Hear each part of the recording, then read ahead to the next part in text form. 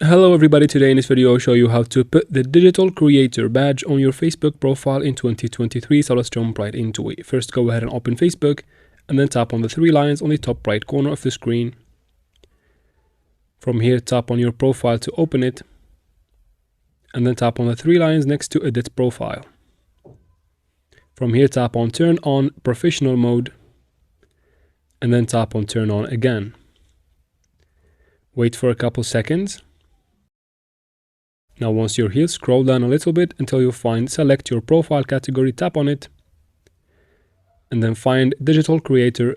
Make sure that you have digital creator option selected just like that. For me, it was selected defaultly. If it's not the case for you, just go ahead and tap on the tick to select it. After that, just go back to your profile and you'll find the badge right here.